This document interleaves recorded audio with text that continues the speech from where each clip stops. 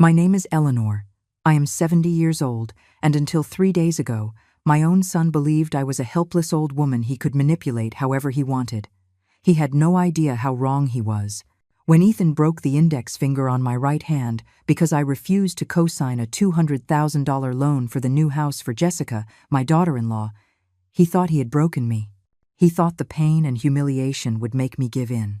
But what he didn't know is that in that exact moment, while I was crying and pretending to be destroyed, I was already planning his downfall. And when we went to the bank the next day and he saw what appeared on the computer screen, he was completely paralyzed because he discovered that his mother was not the poor old woman he thought he knew. Allow me to tell you how we got here. I am a woman who has perfected the art of going unnoticed. For years, after my husband's death 5 years ago, I carefully cultivated the image of the fragile widow everyone expected to see. I dress in discreet clothing, always in shades of gray or brown, never anything flashy. I walk a little slower than necessary. I let my voice tremble slightly when I talk about important things, and I always carry my cane, even though I don't really need it. It's all part of the perfect disguise. My house is modest, my car is old, and when my neighbors see me, they whisper among themselves about poor Eleanor who lives on a meager Social Security check. I've heard their comments. What a shame. So alone, she must be struggling. Her children should help her more. If they knew the truth, they would be speechless. But this appearance of vulnerability is not accidental. It is a strategy I have built meticulously, because I have learned that when people underestimate you, they make mistakes, and the mistakes of others become my power. I live in a small 2-bedroom bungalow in a quiet neighborhood. I handle my own affairs with trembling hands that are actually steady as steel. And when my children visit, I always behave like the devoted mother who lives for them. I cook for them. I give them money when they ask to borrow it money. I know they will never pay back, and I listen patiently to their problems while nodding my head like an understanding old woman. All the while, I observe, analyze, and file away every detail of their true intentions. Ethan, my eldest son, is 35 and has always been ambitious, but in that dangerous way where ambition isn't accompanied by hard work or real intelligence. He married Jessica 3 years ago, a 28-year-old woman who, from the first day, looked at me as if I were an obstacle on her path to a better life. She is one of those people who smiles while stabbing you, who hugs you while calculating how much you are worth. During these 3 years, I have watched as they both developed a strange relationship with me. On one hand, they treated me with that feigned condescension reserved for the elderly, but on the other hand, they were always calculating, measuring, subtly asking about my financial situation. Ethan and Jessica's visits became more frequent in recent months, but not because they were concerned about my well-being. They would arrive with cheap cupcakes from the grocery store, feign interest in my health, and then, inevitably, the conversation would drift to money. "Mom, are you sure you're okay financially?" Ethan would ask me with that voice pretending concern. "You should think about the future, about what will happen when you can't take care of yourself," Jessica would add, stroking my hand with a tenderness that made me nauseous because I could see the falsehood behind her eyes. I would nod weakly, sigh as if the weight of the world was on my shoulders, and murmur things like, "Oh, kids, I don't know what I would do without you." During these months, I perfected my performance. I complained of imaginary aches, mentioned bills that worried me, talked about how expensive life was. I even left some bills unpaid on purpose for them to see when they came to visit. I wanted them to completely believe that I was a burden, a deteriorating old woman who depended on their kindness. And it worked perfectly. Their gazes became more greedy, their questions more direct, and their intentions more obvious. But what they didn't know is that every word, every gesture, every insinuation was being recorded in my memory as evidence for the perfect moment. The decisive moment came exactly 1 week ago. A Tuesday afternoon I will never forget. Ethan and Jessica arrived at my house with a smile that didn't reach their eyes and a folder full of papers they carried under their arm as if it were a treasure.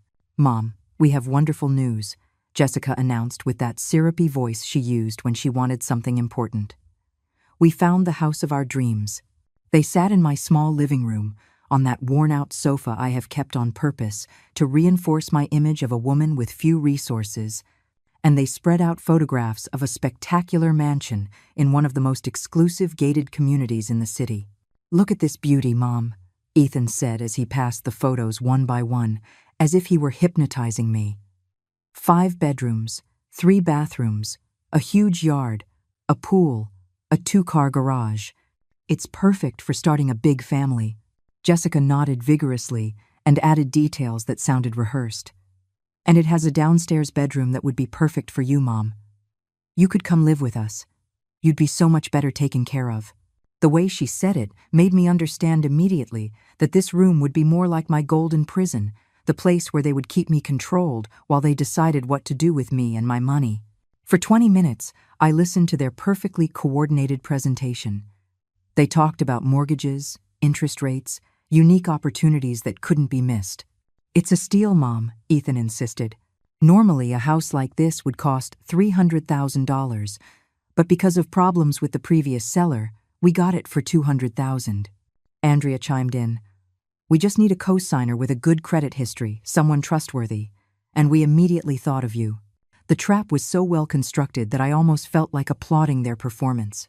I pretended to be overwhelmed by the information, as would be expected of an old woman who supposedly didn't understand complicated finances. "I don't know, kids," I mumbled with a trembling voice. "This co-signing business sounds very serious. What does it mean exactly?" Ethan moved closer, taking my hands in his with a false tenderness that churned my stomach, and explained with that condescending patience used with children. "It means that if for some reason we couldn't pay, you would be responsible for us. But that's never going to happen, Mom. I have a stable job, Jessica works too, we have everything calculated." "But what if something goes wrong?" I asked, perfectly playing the part of the worried old woman. "What would happen to my house, to my things?" Jessica exchanged a quick glance with Ethan, one of those looks they thought I didn't notice, but that I caught perfectly.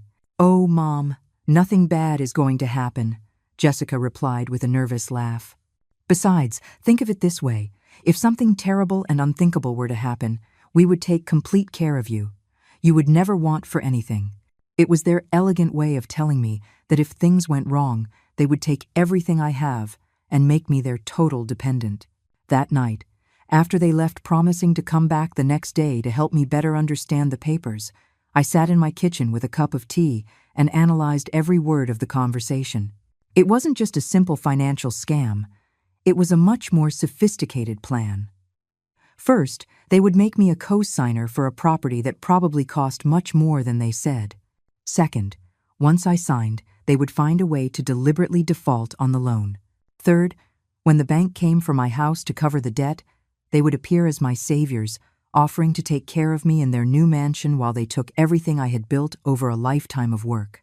It was a brilliant plan, I must admit, but they had one problem. They completely underestimated their victim. During the next 3 days, while they believed I was considering their generous proposal, I was doing my own research. I called Victoria, my trusted lawyer, a brilliant 40-year-old woman who handles my most important legal affairs and is one of the few people who knows my true financial situation. "Victoria," I said over the phone, "I need you to investigate a property and 2 people.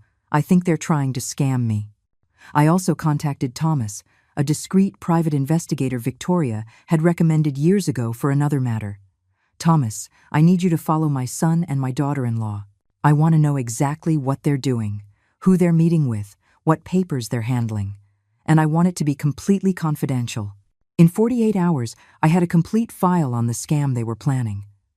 The house existed, yes, but it cost $280,000, not $200,000. Ethan and Jessica had agreed with the seller to pocket the difference. Furthermore, they had been meeting with a real estate attorney who had explained to them exactly how the foreclosure process works. On Friday night, when they returned for the final conversation, I had everything ready for my own performance. I made them coffee, served homemade cookies, and behaved like the perfect grandmother who had finally made a decision. "Kids," I said with a trembling but determined voice, "I've thought a lot about what you told me. And you're right, you've always taken care of me. You've always been there for me." Their faces lit up immediately. "But," I continued, "it's a very big decision for an old woman like me. I need to read all the papers calmly, understand every word. It was then that Ethan's mask began to slip. "Mom, we already explained everything. There's nothing complicated to understand. You just need to sign here and here," he said, pointing to the marked lines on the documents.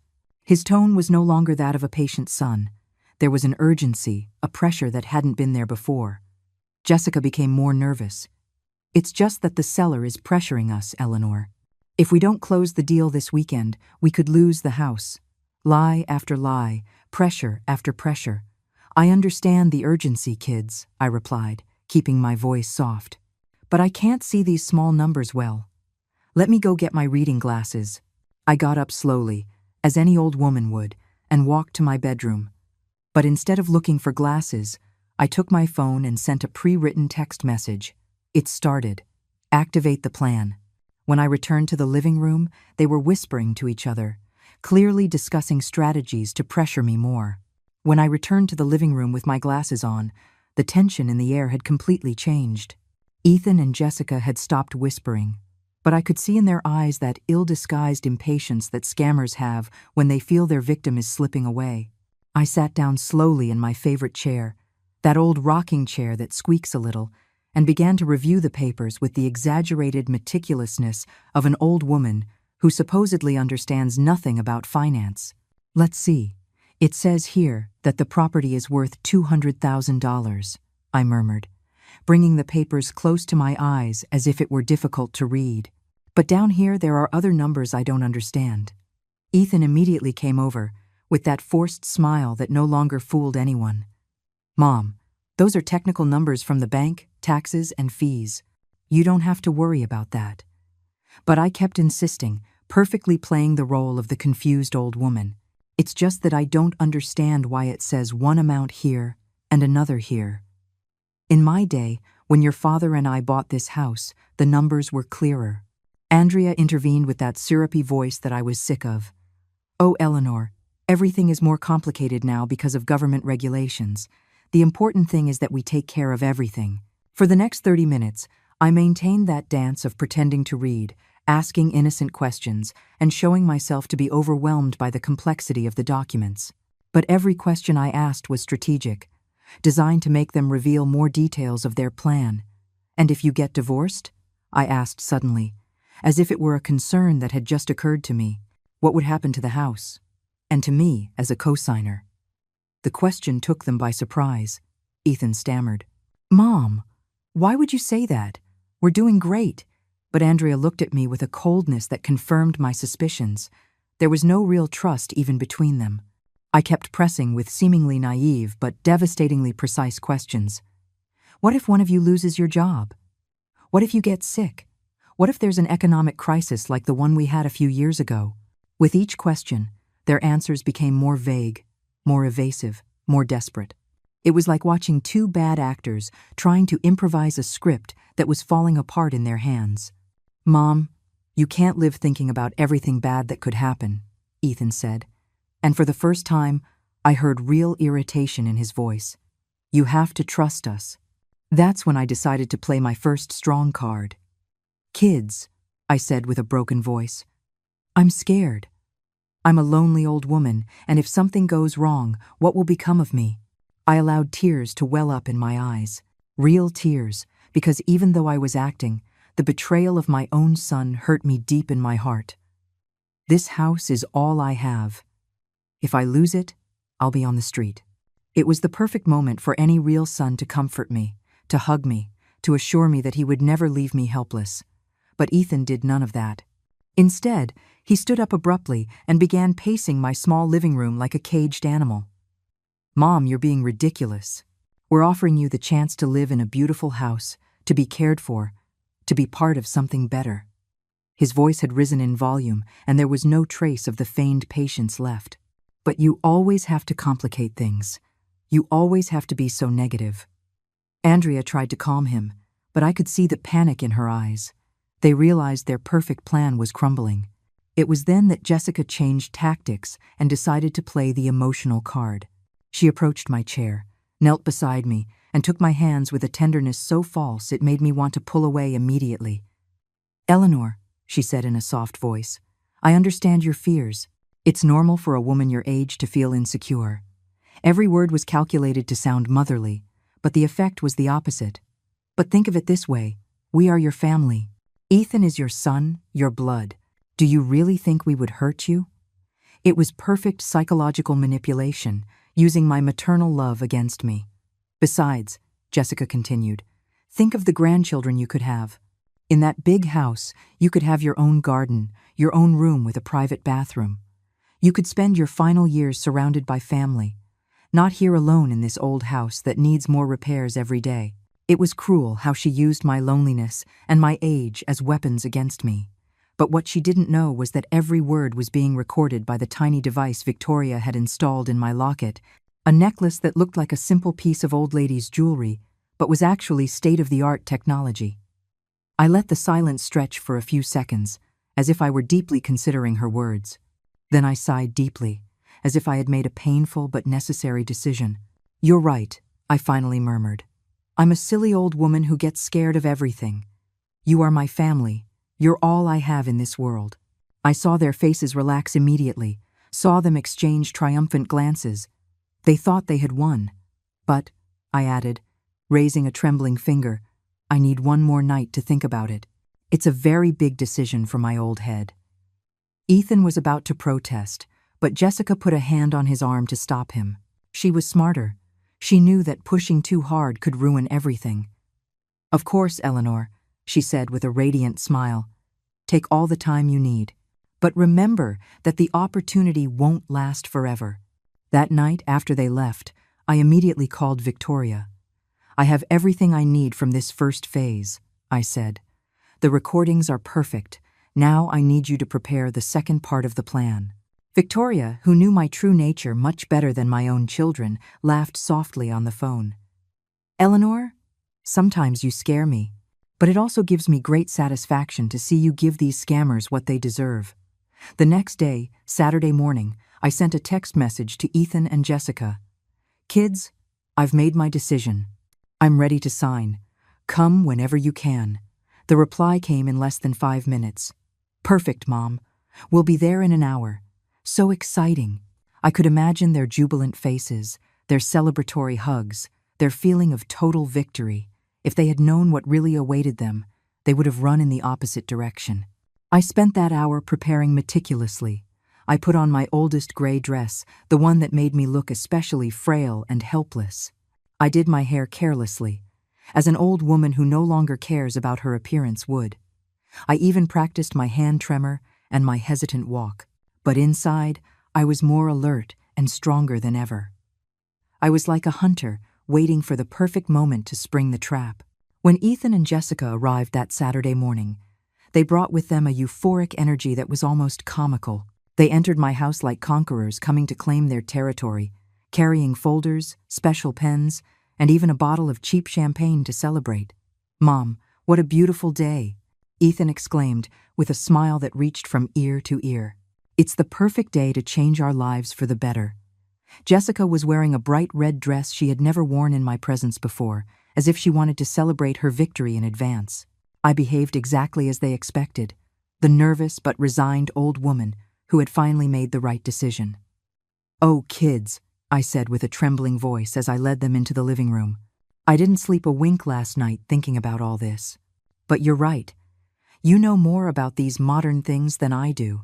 I served them coffee in my oldest cups, the chipped porcelain ones I had specifically reserved for this occasion, reinforcing my image of a woman with few resources and many worries. Ethan spread the documents on my coffee table with the ceremony of someone about to sign a historic treaty. Look, Mom, everything is perfectly organized here. You just need to sign on these 3 pages that I've already marked with an X. He pointed to the lines with a golden pen he had surely bought, especially for the occasion. It's very simple. Just your name and the date. In less than 5 minutes, it will all be done. Jessica added with that syrupy voice I was completely sick of. And then we can go celebrate with a nice lunch. What do you think? I took the first document with hands I pretended were trembling and began to read slowly, moving my lips like old people do when they concentrate hard. Let's see, I mumbled. It says here that I commit to. Oh, kids! These complicated words make me dizzy. It was a perfect performance of an old woman overwhelmed by legal jargon, but in reality, I was reading every clause with the precision of an experienced lawyer. And what I saw confirmed all my suspicions. It wasn't just a simple co-signing, but a total guarantee that included all my present and future assets. "Mom, you don't need to read all that," Ethan interrupted with an impatience he could no longer completely hide. "Trust us. We already went over everything with our lawyer. It's standard, completely normal." But I continued my charade, pointing to specific paragraphs and asking questions that sounded naive but were actually devastatingly precise. "It says something here about real and personal property. What does that mean exactly? Does it also mean my personal things?" Jessica exchanged a nervous glance with Ethan before answering. No, Eleanor. That's just a legal formality. It only refers to the house. Nothing else." Lie number 53. But who was counting anymore? "Besides," she added with a forced laugh, "it won't even be necessary to use that clause because we're going to pay everything religiously." Ethan nodded vigorously. "Exactly, Mom. It's just a paper the bank asks for, but nothing bad will ever happen." I kept pretending to read for another 10 minutes, making dramatic pauses and worried sighs, until I finally declared, "Well, kids, if you say it's okay, then it must be okay." I took the pen with a hand I exaggeratedly trembled and approached the first document. But just as I was about to sign, I stopped abruptly. "Oh, how silly of me," I exclaimed, as if I had just remembered something crucial. "I can't sign without my good reading glasses. These ones I have on are for seeing far away." Ethan huffed with barely contained frustration. "Mom, you've already reviewed everything. You don't need other glasses to sign your name." But I was already slowly rising from my chair, perfectly playing the part of an old woman obsessed with details. No, son. My doctor always tells me that to read small print, I need my special glasses. Give me a minute." I headed to my bedroom with slow, hesitant steps, listening to their desperate whispers behind me. Once in my room, I acted quickly. I sent a coded text message to Victoria. "The fish are in the net." I also activated the second recorder I had hidden in my purse, because I knew what was coming next would be the most crucial part of all the evidence. When I returned to the living room with my special glasses, which were actually exactly the same as the ones I already had on, I found Ethan nervously pacing back and forth, while Jessica compulsively checked her phone. "Sorry for the delay, kids," I said in my sweetest, most elderly voice. "You know how us old folks are with our quirks." I sat down again and took the pen, approaching the first document. But then, as if it were a completely spontaneous thought, I looked up and looked at them with eyes full of feigned maternal love. "Before I sign," I said softly, "can you promise me something?" Their faces tensed immediately, as if sensing something was wrong. "What is it, Mom?" Ethan asked cautiously. "Promise me," I continued, my voice cracking with feigned emotion, "that if anything goes wrong, if you have trouble paying, you'll tell me immediately. I don't want you to suffer in silence, trying to protect me." It was the perfect trap. Any real child would have used that moment to genuinely reassure their mother, to assure her they would never let her down. But these two scammers fell right into my net. Jessica was the first to respond, and her words were like pure gold for my recording. "Oh, Eleanor, of course. But the truth is, if we did run into trouble, you'd be much better off living with us in the new house than here alone." Ethan complimented the statement with a brutal honesty that chilled my blood. "Exactly, Mom, and if for some reason we had to use your house as collateral, we'd take complete care of you. We'd give you a place to live and you'd never lack food or care." There it was, the full confession of their real intentions. Not only did they plan to use my house as collateral knowing they couldn't pay, but they had already calculated turning me into their total dependent once they took everything from me. It was a diabolical plan of slavery disguised as filial love. But I maintained my expression of an old woman moved by their generosity and murmured, "Oh, kids, you're so good to me. I don't know what I'd do without you."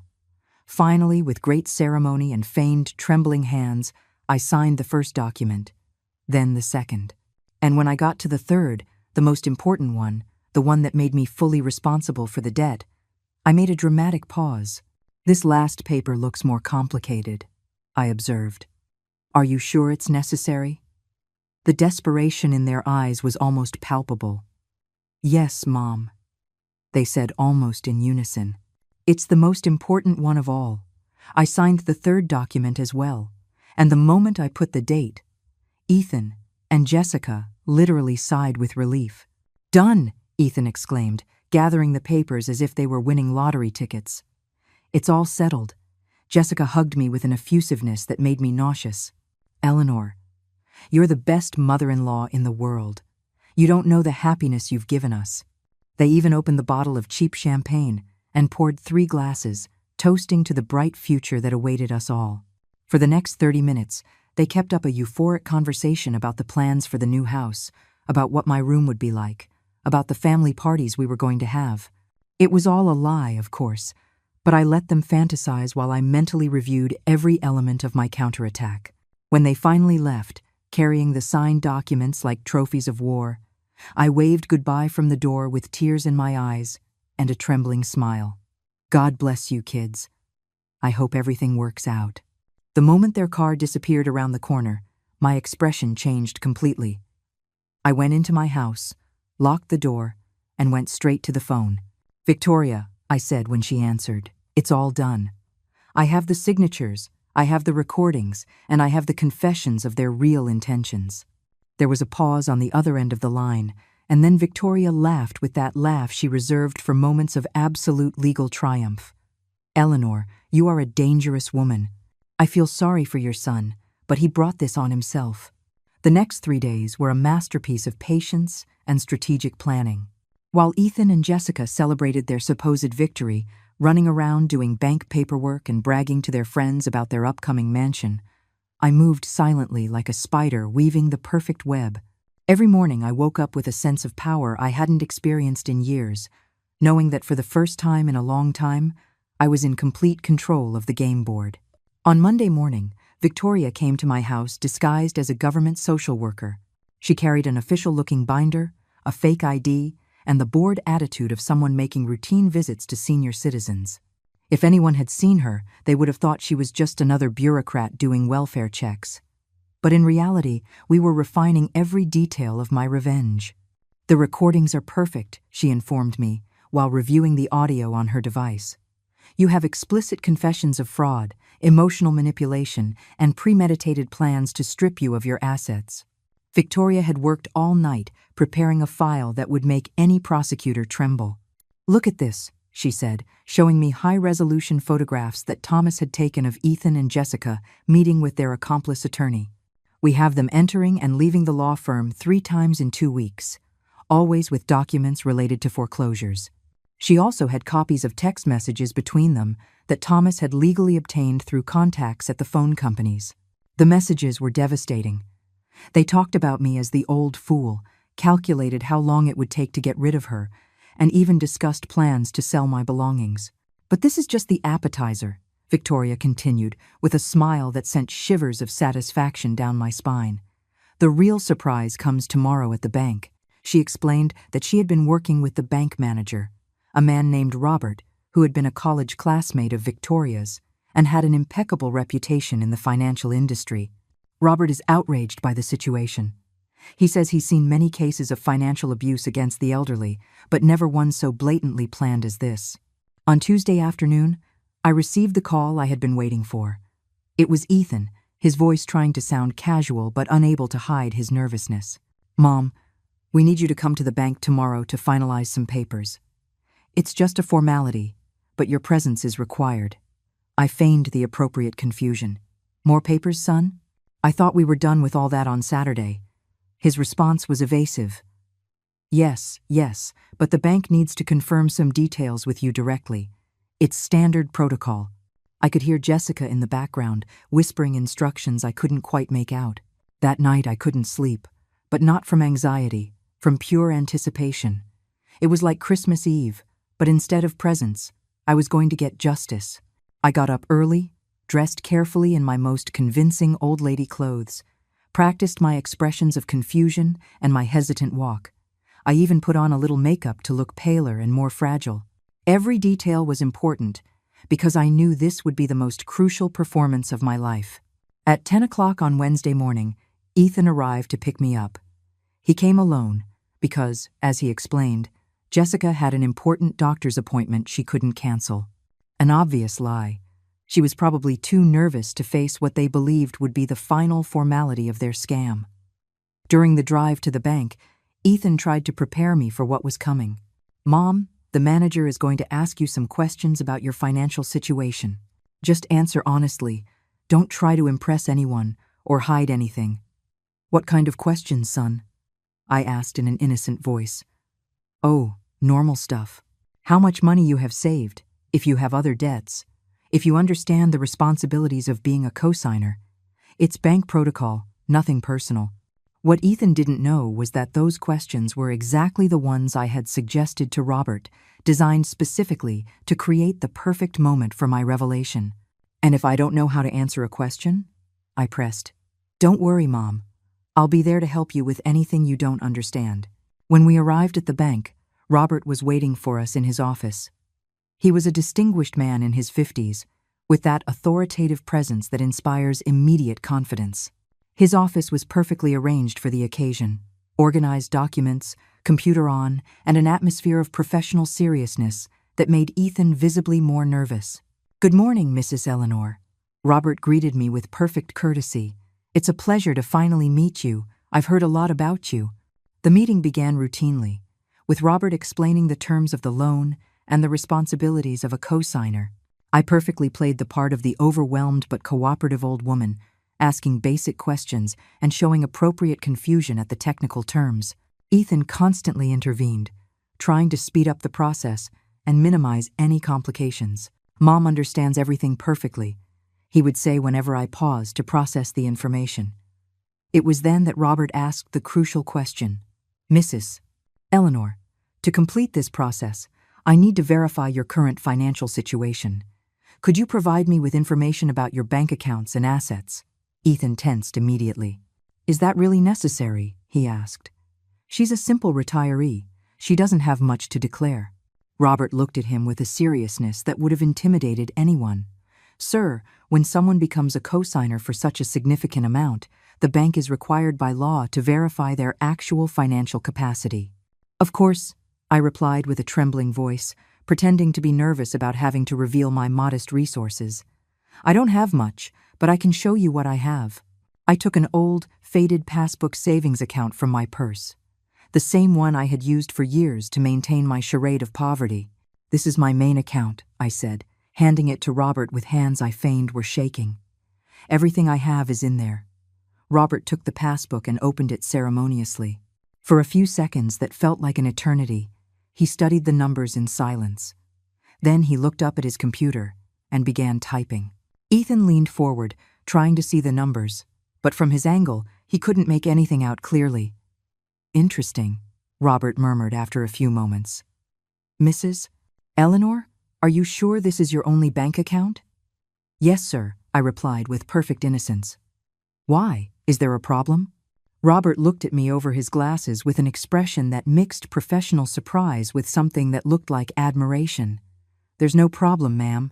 In fact, it's quite the opposite." He turned to his computer and swiveled the screen so both Ethan and I could see it clearly. "According to our records, you have accounts at 3 different banks with a combined total balance of approximately $2.8 million. The silence that followed was deafening. Ethan was completely paralyzed, his mouth agape and his eyes fixed on the screen as if he were seeing a ghost. The numbers were there, clear and incontrovertible. Account after account, investment after investment, a fortune he had never imagined existed. "Furthermore," Robert continued, clearly enjoying the moment, "you have investment properties in 2 different states, a diversified portfolio of stocks and bonds, and a trust established 5 years ago that generates a passive income of approximately $15,000 a month. But, Ethan stammered. "Mom, you always said you lived on a meager pension. You complained about the bills, about not having enough money." His voice broke on the last word, as if he finally understood the magnitude of his mistake. Robert intervened with a professional smile that had a dangerous edge. "Sir, your mother is what we call a discreet investor. There are many older people who prefer to maintain a low profile regarding their true financial situation. I maintained my expression of a confused old woman, as if I didn't understand why everyone seemed so surprised. "Have I done something wrong?" I asked in a small voice. "It's just that my late husband always told me it was better not to show off the money one has." Robert nodded sympathetically. "Your husband was a very wise man, Mrs. Eleanor. Financial discretion is a virtue that few practice today." The expression on Ethan's face was an epic poem of shock, disbelief, and growing horror. His eyes darted from the computer screen to my face, trying to process the information he had just received as if it were an alien language. "Mom," he finally whispered, in a voice that sounded like it came from beyond the grave. "You knew about all this money." I maintained my innocent old woman act to the end. "Oh, honey, of course I knew. But your father always told me that you don't go around talking about money in public. It's bad manners." Robert, who was obviously enjoying every second of the revelation, continued reading from his screen with the meticulousness of a public accountant. "I also see here that you have certificates of deposit worth $500,000 maturing next year, and an overseas investment account that, well, I'd rather not mention the specific numbers for privacy, but let's just say it's considerable." Every word was like a hammer blow to Ethan's head, who had gone from total euphoria to absolute desperation in a matter of minutes. But then, Ethan managed to articulate after several failed attempts, "Why did you live as if you had no money? Why did you complain about the bills? Why did you borrow money for house repairs?" His voice had risen an octave, like a teenager confronting his parents over a perceived injustice. It was pathetic to see him like this, but also extraordinarily satisfying. "Oh, my love," I replied with that infinite patience reserved for small children. "It's because your father taught me that the best way to know people is to see how they behave when they think you have nothing to offer them." The blow was devastating and precise. I saw the full understanding of what I had been doing for years finally penetrate his brain. It wasn't just that I had money. It was that I had been testing him, evaluating his character, measuring his genuine filial love versus his greed. And he had failed spectacularly on every test. For these past few years, I continued in a soft but relentless voice. "I have been waiting for one of my children to visit me simply because they love me, not because they need something from me." Robert, who had been perfectly briefed by Victoria on the exact timing of each revelation, chose that moment to introduce the next element of our strategy. "Mr. Ethan," he said in a professional tone but with an unmistakable subtext of reproach, "given your mother's real financial circumstances, I must ask, are you absolutely sure you want to proceed with this loan?" The question sounded innocent, but it was loaded with implications. If Ethan had any emotional intelligence, this was the perfect moment to back down, apologize, and try to salvage something of his relationship with me. But Ethan had no emotional intelligence. Instead, he had pure greed and desperation. "Of course we want to proceed," he replied with an aggressiveness that surprised even Robert. "My mother has already signed all the papers. She has agreed to be the co-signer." His voice had taken on a defensive and slightly threatening tone, as if Robert were the enemy trying to stand between him and his prize. "Besides, if she has so much money, then there's no risk for anyone, right?" It was the perfect answer for my purposes. Instead of showing remorse for trying to scam me, or gratitude for discovering his mother was not the destitute old woman he believed, Ethan had chosen to double down. He had publicly confirmed, in front of an official witness from the bank, that he knew exactly what he was doing and had no intention of stopping. "You're right, son," I said with a smile that he interpreted as maternal submission but was actually pure predatory satisfaction. "There's no risk for anyone." Robert then proceeded with the most delicious part of the whole plan. "Very well, then let's complete the process," he announced, pulling a new folder from his desk. "Mr. Ethan, I need you to sign these additional documents." Ethan, still reeling from the revelation about my fortune, took the papers without reading them carefully. If he had been smarter, he would have noticed that among the documents were sworn affidavits about his intentions, liability waivers, and most importantly, authorizations for the bank to record all our conversations as part of its fraud prevention protocol. "What are these papers?"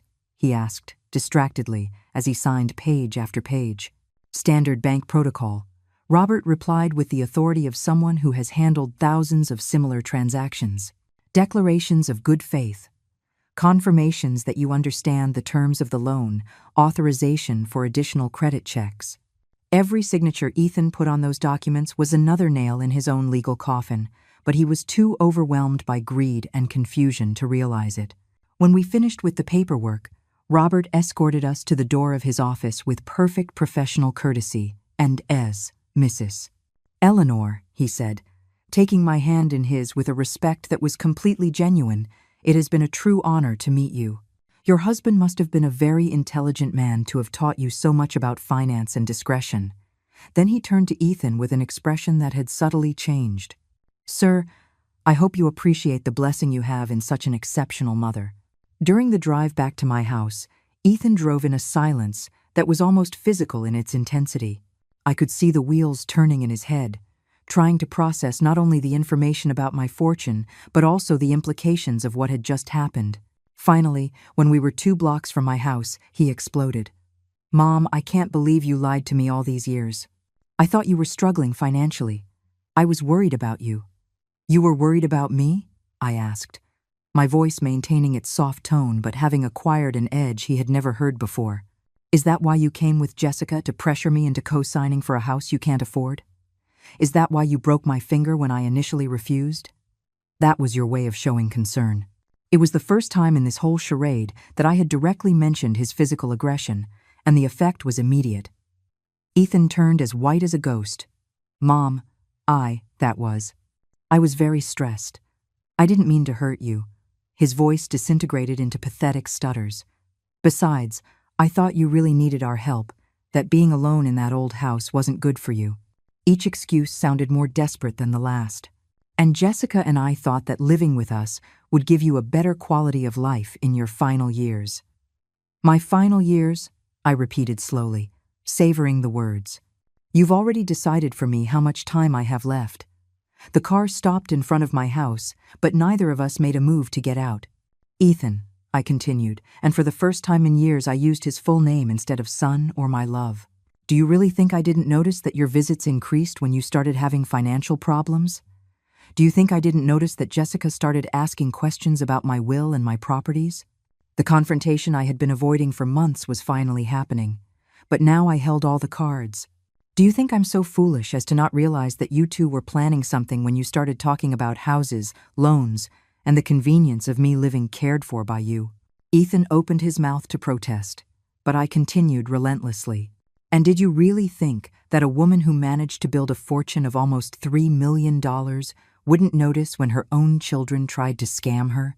The silence that followed was so thick you could cut it with a knife. Finally, Ethan found his voice, but when he spoke, he sounded like a child caught in a lie. Mom, we never wanted to scam you. We just thought that it would be better for everyone if... If what, Ethan? I interrupted him. If you stole my house? If you turned me into your dependent? If you took away my independence and my dignity so that you could live in a mansion you haven't earned? The truth was finally on the table, raw and unadorned. Ethan completely collapsed, resting his head on the steering wheel like a defeated man. I didn't know what to do, he mumbled. Jessica and I have so many debts, so many problems. I thought that if you had that house, and if something happened, we could take care of you and take everything I have. I finished the sentence for him. Yes, Ethan, I understand perfectly what you thought. I got out of the car with the serene dignity of a queen who has just witnessed a traitor's confession. Ethan remained seated, clutching the steering wheel as if it were the only thing keeping him anchored to reality. Mom, wait, he shouted as I headed for my front door. We need to talk about this. We need to fix things. I stopped without turning to look at him and replied with a voice colder than January ice. There's nothing left to fix, Ethan. You made your choice when you decided your mother was an obstacle to be removed instead of a person to be loved. I entered my house and closed the door, but not with the dramatic slam he expected. It was a definitive, final closure, like the sound of a tomb being sealed forever. From my window, I watched him stay there for almost 10 minutes, probably waiting for me to come out to comfort him, to forgive him, to behave like the devoted mother I had always been. But that woman had died the moment he broke my finger. The woman who remained was someone completely different. As soon as his car disappeared around the corner, I dialed Victoria's number. Phase 1 is complete, I informed her. I have his full confession recorded in the car. I have his shock documented in the face of my real finances, and I have his confirmation that he will proceed with the scam despite knowing the truth. Victoria laughed that scary laugh of hers. Eleanor, you're more ruthless than any lawyer I know. Now comes the really fun part. For the next 48 hours, Ethan and Jessica lived in a bubble of denial and self-deception that was fascinating to observe. Thomas, my private investigator, kept me informed of all their movements. They had decided to proceed with the purchase of the house as if nothing had happened, as if the discovery of my fortune was simply an interesting but irrelevant detail to their plans. They're acting like they won the lottery, Thomas reported. Yesterday they went to an expensive furniture store and spent $4,000 on a living room set, all on credit. On Thursday morning, Jessica had the audacity to call me. Her voice was a toxic mix of false concern and calculated manipulation. Eleanor, I'm so worried about you. Ethan came home very upset after the visit to the bank. He says you're angry with us. I feigned perfect confusion. Angry? No, honey, I'm not angry. I'm just surprised that you want to proceed with buying the house now that you know I'm not the poor old woman you thought I was. Jessica stammered for a few seconds before replying. It's just that, Eleanor, the money doesn't change anything between us.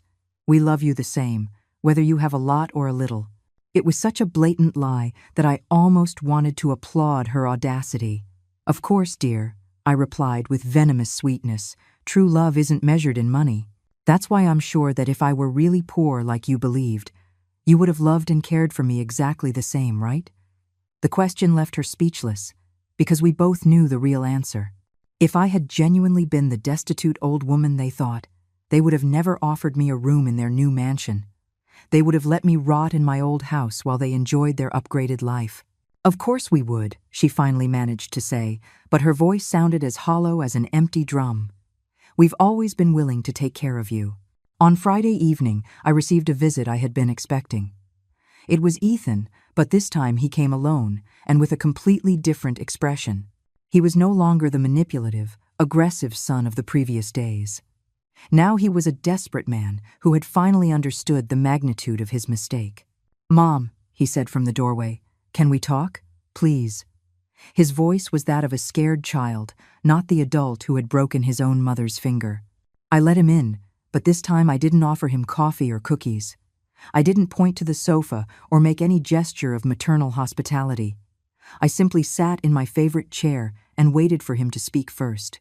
Mom, he began with a broken voice, I know I made terrible mistakes. I know I hurt you, I lied to you, I tried to take advantage of you. Each word came out as if it were tearing pieces from his soul. But you need to understand, I was desperate. Jessica and I have huge debts. We're about to lose our apartment, and I thought that you... You thought what, Ethan? I interrupted him with a voice I didn't recognize as my own. Did you think I was a stupid old woman you could manipulate? Did you think that after you broke my finger, I'd be so scared I'd sign anything? Or did you think that after years of pretending to love me only when you needed money, I wouldn't realize your true intentions? Each question was a verbal slap, and he flinched with each one. No, Mom, I do love you, he protested weakly. I've always loved you. It's just that the circumstances, I repeated with infinite contempt. Ethan, for the last 5 years, since your father died, you have visited me exactly 23 times. And on 21 of those visits, you ended up asking to borrow money. Do you really want me to believe that's love? The numbers were devastatingly precise because I had kept an exact count of every interaction. But I always intended to pay you back, he said with growing desperation. Things have been tough, but I always thought that when my situation improved... Ethan, I interrupted again, you have borrowed $18,400 in 5 years. You have never paid back a single cent. You have never asked me how I'm really doing, what I need, if I'm lonely or scared. You only show up when your credit card is maxed out. The silence that followed was painful for both of us, but for completely different reasons. He suffered because he finally understood how he had failed as a son. I suffered because I had finally verbalized years of accumulated pain and disappointment. "What do you want me to do?" he finally asked with a broken voice. "How can I fix this?" It was the question I had been waiting for, because his answer would determine if there was any microscopic chance of salvation for him. "I want you," I said slowly, "to cancel the purchase of that house immediately." His face fell as if I had asked him to cut off his own arm. "I want you to tell Jessica the truth about what you were really planning to do to me." He turned even paler, if that was possible. "And I want you to seek professional help for your financial problems instead of trying to steal from your mother." Each demand was reasonable and feasible, but to him, they sounded like death sentences. "Mom, you can't ask me to do that," he protested, with a desperation bordering on hysteria. "We've already signed contracts. We've made plans. Jessica has already told her whole family about the new house. If we cancel now, we lose the entire down payment. We lose the opportunity. And Jessica." He stopped abruptly, realizing what he had just revealed. He wasn't worried about hurting me. He was worried about disappointing Jessica and his public image. "Ah," I said with a smile that must have been scarier than any scream. "I see. Your real concern isn't that you betrayed me. Your real concern is that Jessica will realize you're not the successful man she thought she married." It was the final blow, the revelation that even in his moment of supposed contrition, he was still fundamentally selfish. Ethan stood up abruptly from his chair, and for a terrible moment, I thought he was going to become violent as he had the week before. But instead, he headed for the door with the hesitant steps of a drunkard. "This isn't over, Mom," he muttered without looking at me. "You signed those papers. You are the official co-signer on our loan. If we can't pay, the bank will come after you, and then you're going to need our help." It was a direct threat, the final confirmation that there was no real repentance, only resentment for being caught. "You're right, Ethan," I replied with a calm that surprised even me. "This isn't over. But it's not going to end the way you expect." When the door closed behind him, I sat in the darkness of my living room, feeling a strange mixture of deep sadness and fierce satisfaction. The motherly part of me mourned the son I had lost forever, but the warrior part of me prepared for the final battle. On Monday morning, at exactly 9 o'clock, my phone rang with the punctuality of a Swiss watch. It was Victoria, and her voice had that electric quality it gets when she's about to unleash a legal storm of epic proportions. "Eleanor," she said without preamble, "it's time to show your son what it really means to go up against a woman who knows power." Her tone was not that of a lawyer speaking to her client. It was that of a general coordinating the final attack. Over the weekend, while Ethan and Jessica prematurely celebrated what they believed was their definitive victory, Victoria and her team had worked like ants, building a case that would be remembered in legal circles for years. "We have everything," she informed me with evident satisfaction. The audio recordings of their confessions, Thomas's photographs documenting their meetings with accomplices, copies of all the fraudulent documents, witness testimonies, and even medical records of your broken finger confirming the physical assault. But the pièce de résistance of our legal arsenal was something not even Ethan could have imagined in his worst nightmares. "Remember I told you there was something more?" Victoria continued with an audible smile in her voice. "It turns out the house they're trying to buy has a complicated legal history. The seller doesn't have a clean title to the property. There are 2 pending lawsuits related to structural problems. And the most beautiful part of all, the real market price isn't $200,000 or $280,000. It's $140,000. The information landed like a nuclear bomb on my understanding of the whole plan. Not only were Ethan and Jessica trying to scam me, but they were also being scammed by the seller and probably by their own lawyer. It was a chain of deceit where each link thought they were taking advantage of the next, not realizing they would all end up destroyed.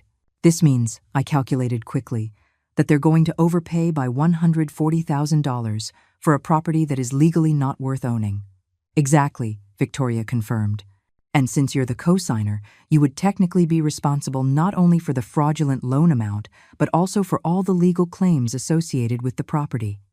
It's a financial disaster that could easily cost $500,000 or more in the long run." It was the perfect plan to completely destroy any victim. Not only would they lose their current house as collateral, but they would be indebted for life with endless legal problems. On Tuesday morning, I set the final phase of my revenge in motion. I called Ethan with the sweetest, most maternal voice I could muster. "Son, I've been thinking a lot about everything we talked about. I think you're right about some things." I could hear his surprise and renewed hope through the phone. "Really, Mom? You've changed your mind?" His voice was that of a child who has just been forgiven after a terrible mischief. "Yes, my love," I continued with my final master performance. "I've decided that instead of co-signing your loan, I'm going to buy the house for you directly, in cash." The silence on the other end of the line was so complete that for a moment I thought the call had been disconnected. Finally, I heard his ragged breathing. "What? What did you say, Mom?" "You heard me, son. I'm going to pay the full $200,000 so you can have your house without any bank debt." The euphoria in his voice was almost comical. "Mom, you're incredible. You're the best mother in the world. I can't believe you're going to do this for us." It was pathetic how his suddenly renewed love appeared the exact moment he thought he was going to receive a free fortune. "But there's one condition," I added, and his tone immediately shifted to one of caution. "What kind of condition?" "I want us all to meet at the bank tomorrow to make the official transfer. You, Jessica, Robert the manager, and me. A full family ceremony." On Wednesday at 11 in the morning, we gathered in Robert's office as if for a family celebration. Ethan and Jessica arrived dressed as if they were going to a wedding. She in a bright green dress that screamed new money, and he in a suit he had probably bought that morning on credit. Both had that poorly disguised look of triumph that scammers have when they think they have finally pulled off their masterstroke. "Eleanor," Jessica exclaimed, hugging me with an effusiveness that made me want to vomit. "I can't believe how generous you are. You're the best mother-in-law in the world." Ethan kissed my forehead with a tenderness that had been absent for years. "Mom, this means everything to us. It means we can start a new life, start a family, be truly happy." Every word was a lie wrapped in emotional manipulation, but I let them play it out to the end. Robert, who had been perfectly instructed on his role in the final drama, received us with the solemnity appropriate for the occasion. "Mrs. Eleanor," he announced ceremoniously, "it's truly beautiful to see a mother support her family in this way. We don't witness such an extraordinary act of generosity every day." Then he turned to Ethan and Jessica. "You are very fortunate to have such a mother." Before we proceed with the transfer, I said with a voice trembling with feigned emotion, "I want to say a few words."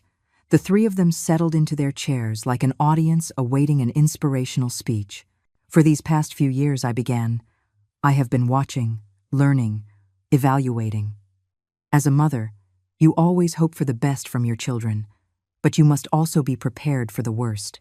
Ethan and Jessica nodded understandingly, thinking this was about general motherly wisdom. "Ethan," I continued, looking him directly in the eyes, "do you remember when you broke my finger because I refused to co-sign?" His face turned white as a sheet. Jessica looked at him in genuine shock. Apparently, he had never told her about his episode of physical violence. "Do you remember when you told me that if anything went wrong with the loan, I would be better off living as your dependent while you took my house?" Now Jessica was also turning pale. Robert, playing his part perfectly, frowned with professional concern. "Excuse me? There was physical violence involved in this transaction?" His tone had changed completely, from ceremonial to alarmed. "Mr. Ethan, is it true that you physically assaulted your mother to pressure her into being a co-signer?" The question hung in the air like a sword over Ethan's head. "No, it wasn't like that," Ethan stammered desperately. "It was an accident, we were arguing and—" But Robert was already taking official notes, and Jessica was looking at him as if she were seeing him for the first time. "Mrs. Eleanor," Robert continued with growing authority, "do you have medical documentation of this injury?" I pulled from my purse the x-rays and the medical report that Victoria had advised me to get. "Of course," I replied with deadly calm. At that moment, as if choreographed by the gods of justice, the office door opened and two uniformed police officers entered, followed by Victoria in her most impressive suit and a man I didn't recognize but who was obviously someone important. "Good morning." Victoria announced with the authority of an attorney general. "I am Mrs. Eleanor's lawyer, and these officers have arrest warrants for financial fraud, elder abuse, and conspiracy to commit theft." The silence that followed was so perfect you could hear the buzz of the fluorescent lights. Ethan and Jessica were completely frozen, like deer in the headlights of an oncoming truck. "Ethan Miller and Jessica Miller," the taller officer said, "you are under arrest for conspiracy to commit financial fraud against a senior citizen, extortion, and in Mr. Miller's case, physical assault against a vulnerable person." The moment the handcuffs closed around Ethan's wrists was poetically perfect. The metallic click echoed in the office like a bell of justice, and I watched his face go through all the stages of shock, denial, horror, understanding, and finally, a desperation so deep it almost made me feel pity. Almost. "Mom!" he yelled as the officers pulled him from his chair. "This is a misunderstanding. You can't do this. I'm your son." His voice broke on the last word, as if he finally understood that argument no longer held any power over me. Jessica, for her part, had descended into a kind of hysterical breakdown that would have been comical if it weren't so pathetic. "This can't be happening," she shrieked while struggling uselessly with the second officer. "Eleanor, you're insane. We were only trying to help you. Ethan would never hurt you." Every word she screamed only worsened their legal situation, providing additional evidence of her complicity in the plan. Victoria approached me with that smile of professional satisfaction that appears when a perfect case reaches its perfect conclusion. "Eleanor," she murmured in my ear as we watched the two scammers being led away, "this will go down in legal history as the perfect case of poetic justice. Not only did we arrest them for what they did to you, but we saved them from falling into an even bigger scam with that fraudulent property." It was true. In a delicious irony, my revenge had also been their salvation from an even worse financial disaster. The man who had entered with Victoria introduced himself as Detective Thomas Rodriguez, a specialist in crimes against the elderly. "Mrs. Eleanor," he said with a genuine respect that warmed my vengeful heart, "your case is going to help dozens of other victims. The recordings you obtained, the patience with which you documented every aspect of the scam, the way you allowed them to completely incriminate themselves, it's professional-level work." His words made me realize that my suffering had served a greater purpose.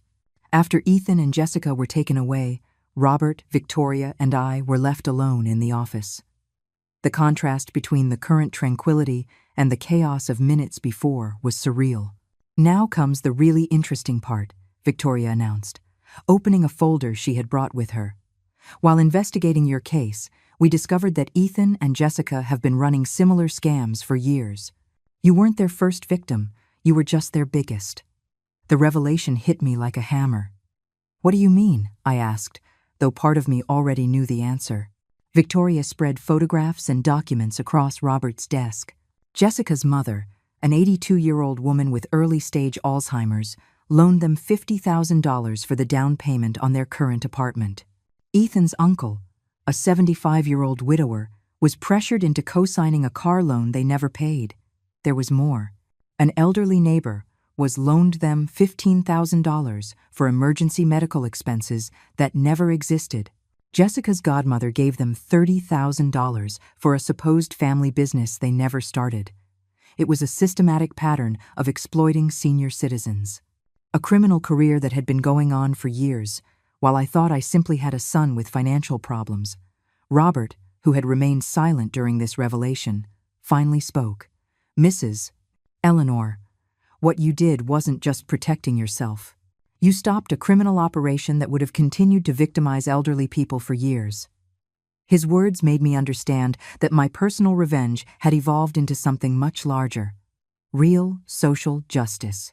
In the following weeks, as the case unfolded in the courts, I became something I had never expected to be, a national symbol of resistance. The media got hold of the story and turned it into a modern legend. The grandma who snared the scammers, 70-year-old widow proves experience, Trump's greed, the perfect revenge. How one senior citizen defeated her own conman's son. Interview requests came in an avalanche. Television producers, journalists, writers, everyone wanted to know the details of how I had managed to lay the perfect trap. But what I was most proud of was not the fame. It was the thank you calls. Seniors from all over the country contacted me to tell their own stories of financial abuse by family members, inspired by my example to fight back. 3 months after the arrest, I received a call that would change the rest of my life. It was a representative from the United States Senate, informing me that I had been selected to receive the Presidential Medal of Freedom for my contribution to the protection of vulnerable older adults. "Mrs. Eleanor," she said with an emotional voice, "your case has inspired legislative changes in elder protection and has given hope to thousands of victims of family abuse." The award ceremony was surreal. There I was, a 70-year-old widow who a year earlier had been feigning poverty in a modest house, standing at the main podium in Congress receiving a medal from the president himself. My speech was simple but powerful. Never underestimate the power of a woman who has decided she will no longer be a victim. Age is not weakness. It is experience. And experience, well used, is the most lethal weapon there is. But the real satisfaction came 6 months later, when Victoria informed me of the final sentences. Ethan received 5 years in prison for fraud, extortion, and assault on a senior citizen. Jessica received 4 years for complicity and conspiracy. Both were left with permanent criminal records that would make it impossible for them to ever work in any industry involving the handling of money or the care of vulnerable people. More importantly, the judge ordered that all the money they had scammed from their previous victims be returned with interest from my own funds, which I voluntarily donated. Jessica's mother with Alzheimer's got her $50,000 back, plus an additional $20,000 for her medical care. Ethan's uncle not only got his money back but received enough compensation to pay off his mortgage completely. With the remaining money from my fortune, I established the Eleanor Foundation for Elder Protection, the first organization in the country dedicated specifically to investigating, preventing, and legally pursuing family financial abuse. Victoria became the legal director, Thomas the director of investigations, and Robert the financial director. It was a perfect team of people who had seen the darkest side of human nature and had decided to fight against it. A year after the arrest, I was sitting in my new office, no bigger than my old living room, but with a view of a beautiful garden where victims of financial abuse came to receive free legal advice. On the wall hung my national medal, but also photographs of the 37 families we had helped recover over $2 million stolen by family scammers. That afternoon, while reviewing new cases, my phone rang. It was a 65-year-old woman named Martina, whose son had started pressuring her to sell her house and move into a nursing home for her own good. Her story was chillingly familiar. Visits that increased when he had financial problems, questions about her will, comments about how expensive her house was to maintain. "Mrs. Eleanor," she said with a trembling voice, "I heard your story on the radio. I think my son is trying to do the same thing yours did." "Martina," I replied, with the firm voice of someone who has walked through that fire and emerged victorious. "You've called the right place. And you've called just in time. Right now, your son thinks you're an easy victim. We're going to teach him that he is completely wrong." As I listened to the details of her situation, I felt that familiar sense of power and purpose. It was time to hunt again.